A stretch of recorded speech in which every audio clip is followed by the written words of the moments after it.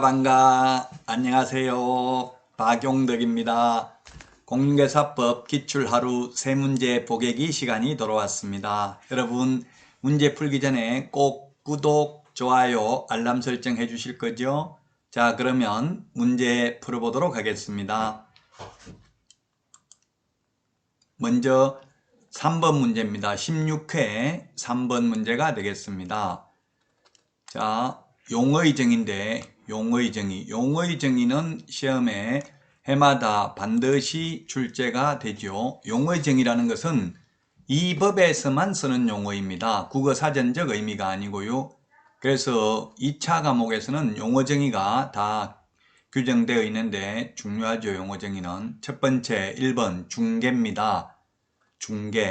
중개가 뭐냐 하면 우리 국어사전적으로 보면 중개, 사람들 가운데 서서 소개하는 게 중개입니다. 소개하는 게 중개인데 공인중개사법에서는 무조건 소개만 하면 중개가 아니라 반드시 뭘 소개해야 되냐면 중개 대상물에 대해서 거래 당사자 간의 매매, 교환, 임대차뿐만 아니라 그 밖의 권리도 포함이 됩니다. 그 밖의 권리의 득실 변경에 관한 행위를 알선하는 것을 중개라고 합니다. 그 밖의 권리에는 판례에 의하면 저당권 등 담보물권도 포함됩니다. 그 다음에 환매권도 중개대상 권리고요. 그 다음에 유치권, 법정지상권, 법정저당권도 성립에는 중개 개입 여지가 없지만 이전, 알선할 때에는 중개상 권리에 해당된다. 유치권, 법정지상권, 법정저당권도. 자, 그래서 중개라는 용어가 좀 어렵고요. 중개가 아닌 것은 공인중개사법 규율 대상이 아니죠. 따라서 중개사물이 아닌 것을 알선하고 받는 돈은 중개보수도 아닙니다. 이를테면 권리금이 중개대상물이 아닙니다. 따라서 권리금을 알선해도 중개가 아니고 권리금 알선하고 받는 돈은 중개보수도 아닙니다. 따라서 권리금을 알선하고 돈을 많이 받아도 공인중개사법에 중개보수 초과 규정에 저촉되지도 않습니다. 다음 2번 지문 보겠습니다. 중개업입니다. 중개업. 중개업이란 중개를 직업으로 하는 게 중개업입니다. 중개업이란 세 가지가 필요 충분 조건입니다. 다른 사람의 의뢰에 의하여 일정한 보수를 받고 중개를 업으로 하는 것을 중개업이라고 합니다. 이 세 가지가 필요 충분 조건입니다. 업이라 하면 불특정 다수와 계속 반복하거나 반복 의사가 있는 것을 업이라고 합니다. 따라서 우연한 기회에 한두 번 중개를 하고 보수를 받았다는 사정만 가지고는 업이라고 볼 수 없습니다. 업이란 불특정 다수와 계속 반복하거나 반복 의사가 있는 것입니다. 반복 의사가 있는 것도 업이기 때문에 간판을 달고 하면 한 건만 해도 비록 중개업이라고 볼 수 있습니다. 그러면 7건 하면 중개업이고 6건 하면 중개업이 아니다 이렇게 단정적으로 말할 수는 없습니다. 받은 보수금액, 횟수, 태양 등을 종합적으로 고려하여 사회통념상 업인지 여부를 판단해야 된다는 게 판례의 입장이 되겠습니다. 2번 지문도 맞고요. 3번 개업공인중개사입니다. 2014년도까지는 개업공인중개사를 중개업자라고 불렀습니다. 중개업자.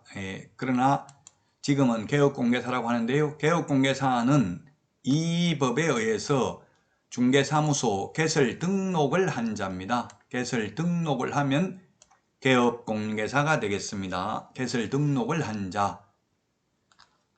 자, 그래서 등록을 하면 중개업을 하고 있지 않아도 개업공개사죠.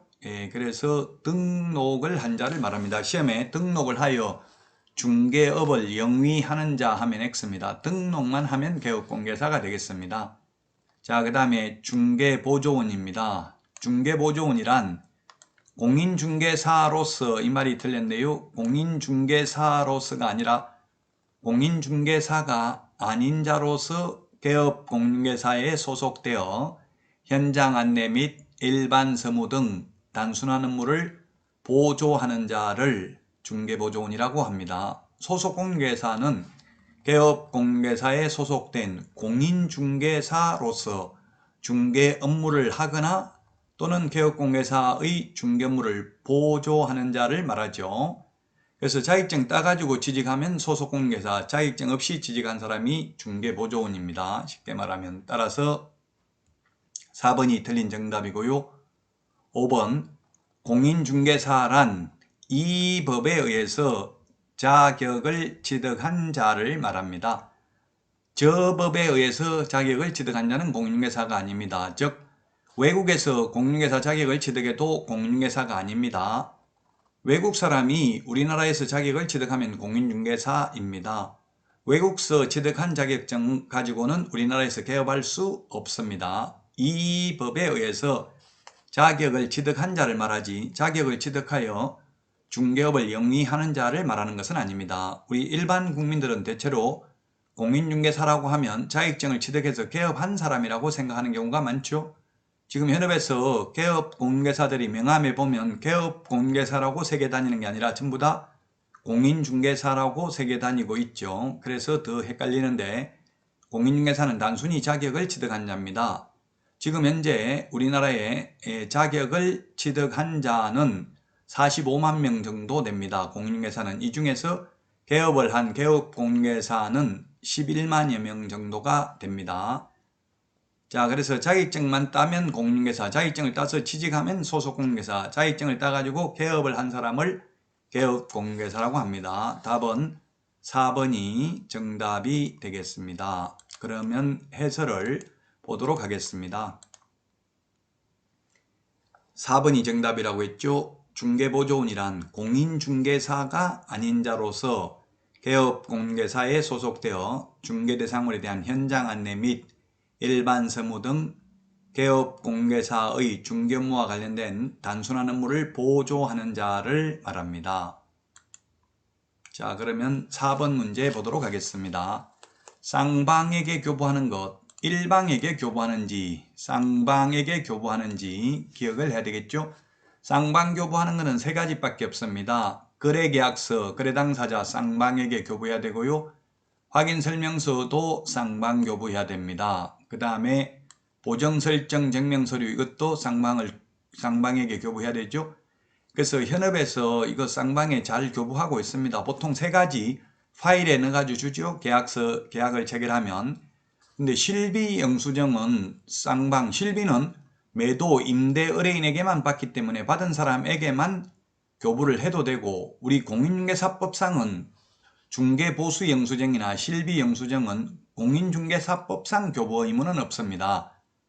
왜 이게 공인중개사법상 옛날에 있었는데 삭제됐느냐 하면은 지금은 확인설명서에 중개보수 산출 내역을 기재하죠. 따라서 이 중개보수 영수증 이런 것들을 법적으로 교부할 의무는 없습니다. 물론 현업에서 현실적으로는 교부하고 있습니다. 다만 공인중개사법상 의무를 부과하고 있지는 않습니다. 확인설명서에 다 기재되니까 이게 협회에서 건의를 많이 해서 삭제되는데요. 왜냐하면 옛날에 중개보수 영수증 서식이 B5의 용지로 크게 돼 있었습니다. 그래서 번거롭기 때문에 이제 보통 중개보수에서는 그 은행의 매출전표처럼 조그맣게 B5 용지를 찢어가지고 영수증 서식을 만들어서 지금 현재 교부하고는 있습니다. 그러나 시험에 출제되면 법적으로는 중개보수 영수증이나 실비 영수증은 교부할 의무는 없습니다. 자, 그 다음에 전속중개계약서나 중개계약서는 전속중개계약이나 중개계약은 일방하고만 체결하잖아요. 매도 의뢰인이나 매수 의뢰인하고만 체결하니까 굳이 교부를 한다면 일방에게만 교부하면 되는 거지 쌍방 교부해야 되는 것은 아닙니다. 따라서 정답은 2번이 되겠습니다. 쌍방 교부해야 되는 것은 세 가지다. 세 가지만 쌍방에 교부하면 되겠습니다. 자, 그러면 해설 살펴볼까요? 예, 실비영수증, 중개보수영수증은 공인중개사법상 교부 의무는 없고요. 전속중개계약서나 일반중개계약서는 일방에게만 교부하면 됩니다. 자, 그러면 다음 문제 보도록 하겠습니다. 과태료입니다. 과태료.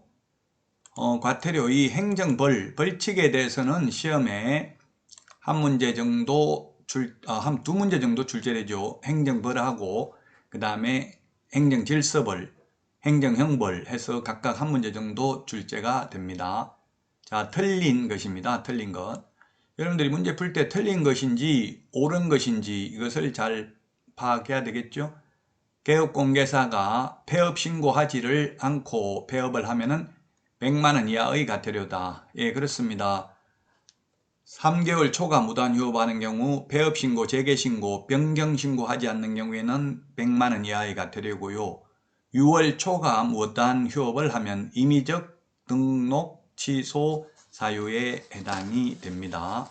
따라서 1번 지문은 맞는 지문이고요. 자, 그 다음에 2번 공인중개사 자격 취소 처분을 받은 자가 자격증을 반납하지 않는 경우 국토부 장관이 과태료를 부과한다. 이게 X네요. 국토부 장관이 부과하는 게 아니라 자격증은 누가 자격증을 교부합니까? 자격증은 시도지사가 교부하고요. 재교부도 시도지사가, 반납도 시도지사에게, 따라서 반납 안 하면 7일 이내 반납해야 되는데 안 하면 과태료 부과도 시도지사가 합니다. 국토교통부 장관이라고 해서 X가 되겠습니다. 누가 과태료 부과 징수하는지 잘 봐야 되겠죠. 협회나 거래정보사업자, 그 다음에 정보통신 서비스 제공자에 대한 과태료는 국토부 장관이, 자격증 미반납, 연수교육 받지 않는 경우에는 시도지사가 부과를 하고요. 나머지는 등록관청이 과태료를 부과합니다. 부동산 거래 신고 등에 관한 법률에서 과태료는 모두 신고관청이 부과를 하죠. 자, 그래서 2번 지문이 틀렸고요. 그 다음에 3번은 성실 정확하게 설명하지 않거나 설명의 근거 자료를 제시하지 않는 경우에는 500만 원 이하의 과태료입니다. 이게 옛날에는 업무정지였는데 2014년도에 개정이 됐습니다. 그리고 연수교육도 2014년도에 도입됐는데요. 연수교육 받지 않는 경우 시도지사가 500만 원 이하의 과태료를 부과합니다. 그리고 5번 과태료의 구체적 기준, 개별 기준은 대통령령으로 정하고 있고요. 업무정지와 자격정지의 개별 기준, 구체적 기준은 국토교통부령에서 정하고 있습니다. 이렇게 시험에 국토교통부령에서 정하는지 대통령령에서 정하는지 이런 것들이 출제는 되고 있는데 이걸 다 암기할 수는 없고요. 이때까지 나왔던 거 위주로만 보시면 됩니다. 대통령령으로 규정되어 있는 게 시행령 13조 등록기준 대통령령으로 규정되어 있고요. 사무소 설치 절차 대통령령입니다. 그 다음에 사무소 이전 절차는 국토교통부령입니다. 그 다음에 확인 설명해야 될 사항, 전속 중개계약 시 정보 공개해야 될 사항, 거래계약서 필요적 기재 사항은 시행령에서 규정하고 있습니다. 그 다음에 금인계약서 필요적 기재 사항은 부동산 등기 특별조치법에서 규정하고 있습니다. 모든 서식은 시행규칙에서 규정하고 있죠. 시행규칙하고 국토교통부령이 같은 말이고요. 대통령령하고 시행령이 같은 말입니다. 이것을 너무 다 암기하시려고 여러분들이 고민할 필요는 없을 것입니다. 시험에 기출문제에 나왔던 거 위주로만 보시면 되겠습니다. 자, 그러면 다음 문제 살펴보도록 하겠습니다. 먼저 해설 보도록 하겠습니다. 해설. 자격증 7일 이내에 반납하지 않는 경우 시도지사가 과태료 부과 징수한다. 7일 이내에 반납해야 되는 게 자격 취소, 등록 취소, 매수 신청 대리인 등록 취소 3개는 7일 이내에 반납을 해야 됩니다. 그 다음에 취소 3개 7일 이내에 반납하고요. 따라서 자격정지, 업무정지, 거래정보사업자 지정 취소는 반납 규정이 없고요. 또 취소 3개는 청문을 실시해야 됩니다. 자격 취소, 등록 취소, 지정 취소 3개는 사전에 청문을 실시해야 됩니다. 매수 신청 대리인 등록 취소는 취소임에도 불구하고 청문을 하는 게 아니라 10일 이상 기간을 정하여 의견 진술 기회를 부여합니다. 취소 3개는 반납하는데 거래정보사업자 지정 취소의 경우에는 반납 규정이 없다는 것도 기억하시기 바라겠습니다. 자, 여기까지 3문제 풀어봤습니다. 여러분들 많은 도움 되셨나요? 도움 되셨다면 꼭 구독, 좋아요, 알람 설정 해주실 거죠? 자, 그러면 여러분 다음 시간에 다시 찾아뵙겠습니다. 안녕히 계십시오. 안녕.